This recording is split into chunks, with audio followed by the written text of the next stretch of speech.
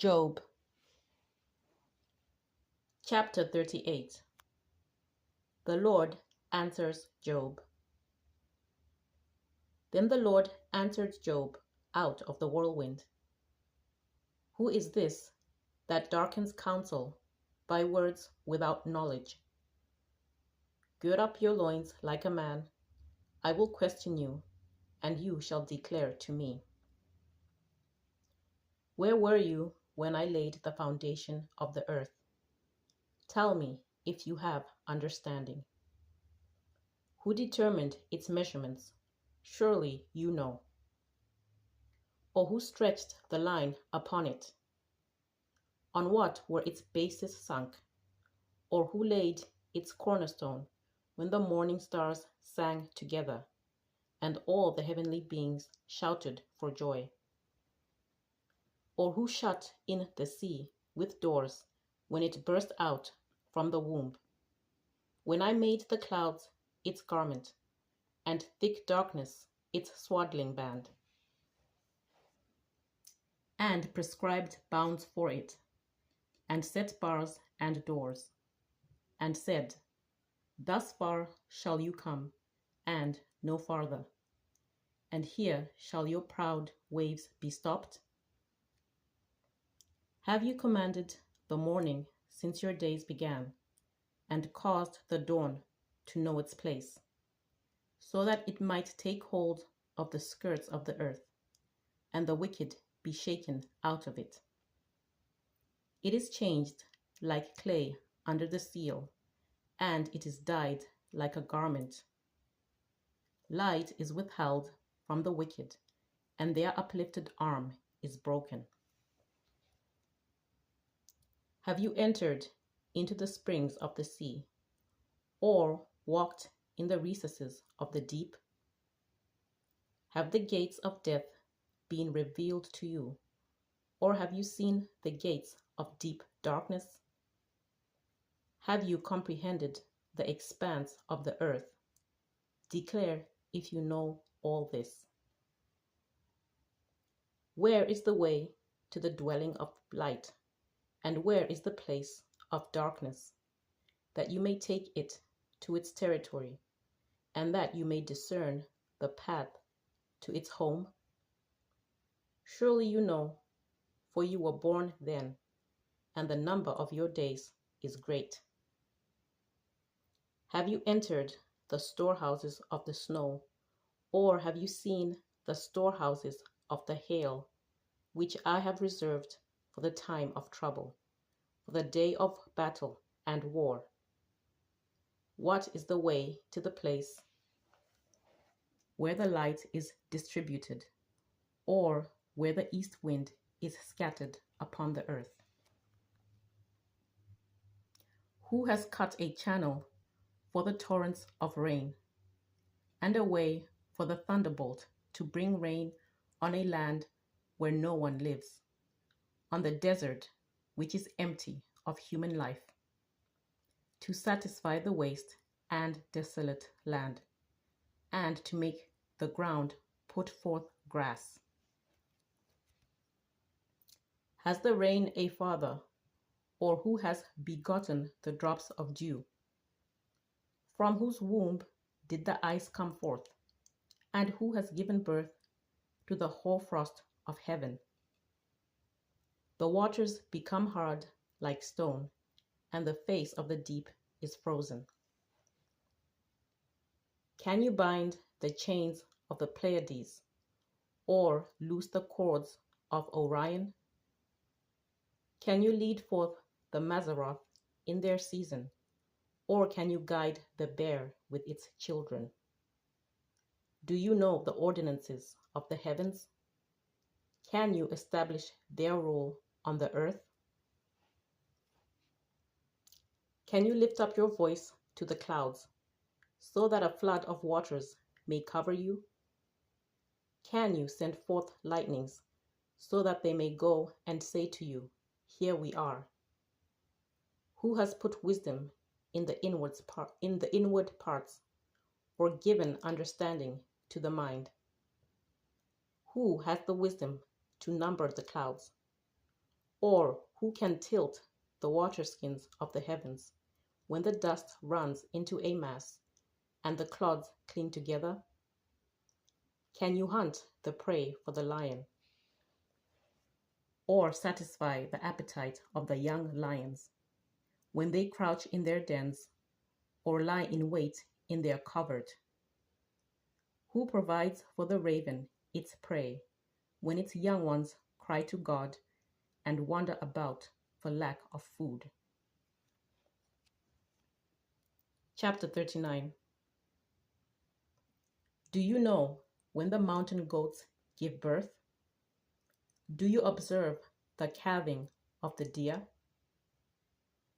Can you number the months that they fulfill? And do you know the time when they give birth, when they crouch to give birth to their offspring and are delivered of their young? Their young ones become strong, they grow up in the open, they go forth and do not return to them. Who has let the wild ass go free? Who has loosed the bonds of the swift ass, to which I have given the steppe for its home, the salt land for its dwelling place? It scorns the tumult of the city. It does not hear the shouts of the driver. It ranges the mountains as its pasture, and it searches after every green thing. Is the wild ox willing to serve you? Will it spend the night at your crib? Can you tie it in the furrow with ropes, or will it harrow the valleys after you? Will you depend on it because of its strength is great? And will you hand over your labor to it? Do you have faith in it that it will return?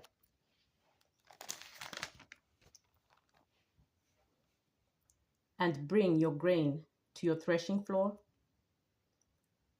The ostrich's wings flap wildly, though its pinions lack plumage, for it leaves its eggs to the earth and lets them be warmed on the ground, forgetting that a foot may crush them and that a wild animal may trample them. It deals cruelly with its young as if they were not its own, though its labor should be in vain, yet it has no fear, because God has made it forget wisdom and given it no share in understanding. When it spreads its plumes aloft, it laughs at the horse and its rider. Do you give the horse its might? Do you clothe its neck with mane? Do you make it leap like the locust? Its majestic snorting is terrible. It paws violently, exults mightily. It goes out to meet the weapons. It laughs at fear and is not dismayed. It does not turn back from the sword. Upon it rattle the quiver, the flashing spear, and the javelin. With fierceness and rage, it swallows the ground. It cannot stand still at the sound of the trumpet. When the trumpet sounds, it says, "Aha!" From a distance, it smells the battle, the thunder of the captains and the shouting. Is it by your wisdom that the hawk soars and spreads its wings towards the south? Is it at your command that the eagle mounts up and makes its nest on high? It lives on the rock and makes its home in the fastness of the rocky crag. From there it spies the prey. Its eyes see it from far away. Its young ones suck up blood, and where the slain are, there it is. Chapter 40. And the Lord said to Job, Shall a fault finder contend with the Almighty? Anyone who argues with God must respond. Job's response to God. Then Job answered the Lord, "See, I am of small account. What shall I answer you? I lay my hand on my mouth. I have spoken once, and I will not answer. Twice, but will proceed no further."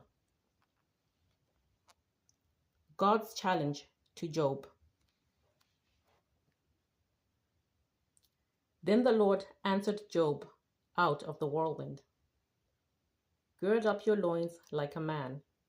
I will question you, and you declare to me. Will you even put me in the wrong? Will you condemn me that you may be justified?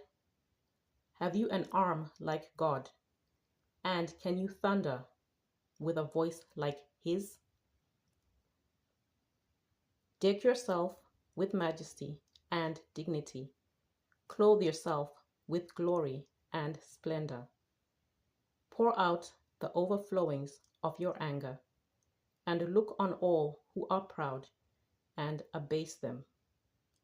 Look on all who are proud and bring them low. Tread down the wicked where they stand.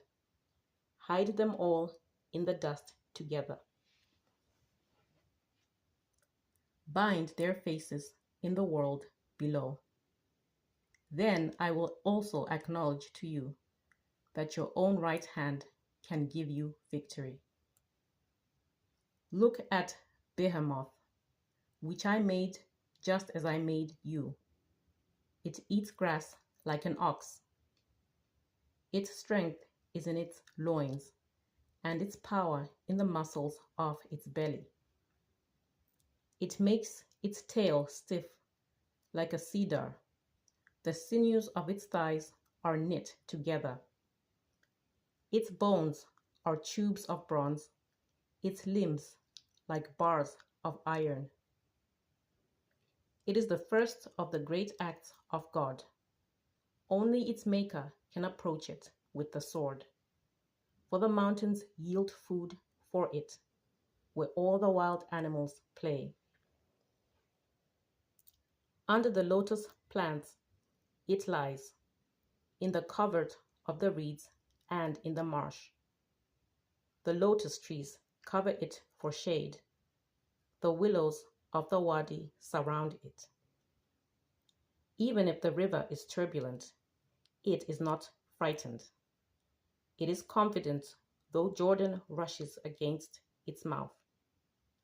Can one take it with hooks or pierce its nose with a snare? Chapter 41. Can you draw out Leviathan with a fishhook, or press down its tongue with a cord? Can you put a rope in its nose, or pierce its jaw with a hook? Will it make many supplications to you? Will it speak soft words to you? Will it make a covenant with you to be taken as your servant forever? Will you play with it as with a bird, or will you put it on leash for your girls? Will traders bargain over it? Will they divide it up among the merchants? Can you fill its skin with harpoons, or its head with fishing spears? Lay hands on it. Think of the battle. You will not do it again. Any hope of capturing it will be disappointed. Were not even the gods overwhelmed at the sight of it? No one is so fierce as to dare to stir it up. Who can stand before it? Who can confront it and be safe? Under the whole heaven, who? I will not keep silence concerning its limbs, or its mighty strength, or its splendid frame. Who can strip off its outer garment? Who can penetrate its double coat of mail? Who can open the doors of its face? There is terror all around its teeth. Its back is made of shields in rows, shut up closely as with a seal. One is so near to another that no air can come between them. They are joined one to another, they clasp each other and cannot be separated. Its sneezes flash forth light, and its eyes are like the eyelids of the dawn. From its mouth go flaming torches. Sparks of fire leap out. Out of its nostrils comes smoke, as from a boiling pot, and burning rushes. Its breath kindles coals.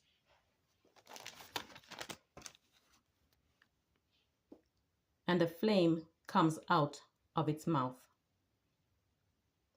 In its neck abides strength, and terror dances before it. The folds of its flesh cling together. It is firmly cast and immovable. Its heart is as hard as stone, as hard as the lower millstone. When it raises itself up, the gods are afraid. At the crashing, they are beside themselves. Though the sword reaches it, it does not avail, nor does the spear, the dart, or the javelin. It counts iron as straw, and bronze as rotten wood. The arrow cannot make it flee. Slingstones for it are turned to chaff. Clubs are counted as chaff. It laughs at the rattle of javelins. Its underparts are like sharp potsherds. It spreads itself like a threshing sledge on the mire. It makes the deep boil like a pot. It makes the sea like a pot of ointment. It leaves a shining wake behind it. One would think the deep to be white-haired. On earth it has no equal, a creature without fear. It surveys everything that is lofty. It is king over all that are proud.